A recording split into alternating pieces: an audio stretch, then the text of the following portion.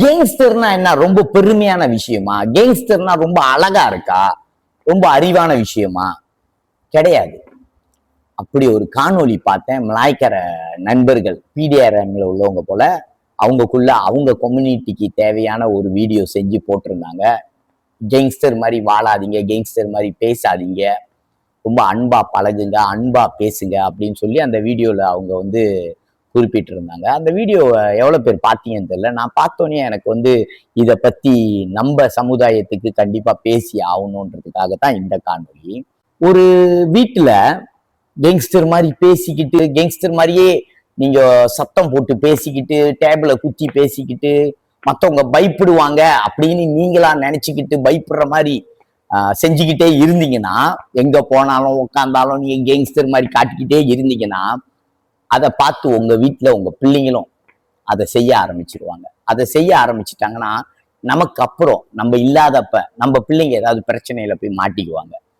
நம்ம அப்பா இப்படிலாம் வாழ்ந்தாரு அப்படின்னு சொல்லிட்டு அவனுங்களும் அதே மாதிரி வாழ ஆரம்பிச்சு எதையாவது குத்திக்கிட்டு, ஏதாவது கூட்டத்துல போய் அதிகாரம் பண்ணி பேசிக்கிட்டு, சின்ன காடி ஆக்சிடென்ட்ல கூட பெரிய அதிகாரமா பேசிக்கிட்டு கூட்டத்துல அந்த மாதிரிலாம் செய்யும்போது எல்லாம் சேர்ந்து அடிச்சு பல பிரச்சனைக்கு ஆளாயிரும். அந்த மாதிரிலாம் நிறைய நடந்திருக்கு.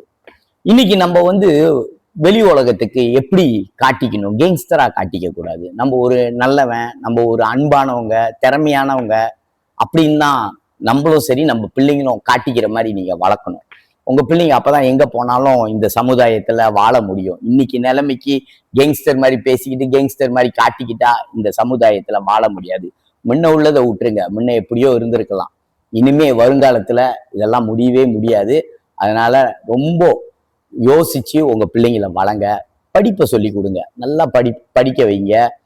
கைத்தொழில் சொல்லி கொடுங்க. படிப்பு வரலன்னா எப்படி ஆளுங்க கிட்ட பழகணும், அன்பா பழக சொல்லி கொடுங்க, அறிவா பேச சொல்லி கொடுங்க, கெட்டிக்காரத்தனமா இருக்க சொல்லி கொடுங்க, சிரிக்க சொல்லி கொடுங்க. ஆளுங்களை பார்த்து பேசும்போது சிரிச்சு பேச சொல்லி கொடுங்க. கத்தாம ரொம்ப அதிகாரம் பண்ணாம பேச சொல்லி கொடுங்க உங்க பிள்ளைங்களுக்கு. நம்ம சமுதாய மாற்றத்தை கண்டிப்பா நம்ம உருவாக்கலாம், பார்க்கலாம். இந்த காணொளி யாரு மனசையும் புண்படுத்துறதுக்காக இல்ல, வருங்கால நம்ம சமுதாயம் நல்லா இருக்கணுன்றதுக்காக. சிந்திப்போம், செயல்படுவோம்.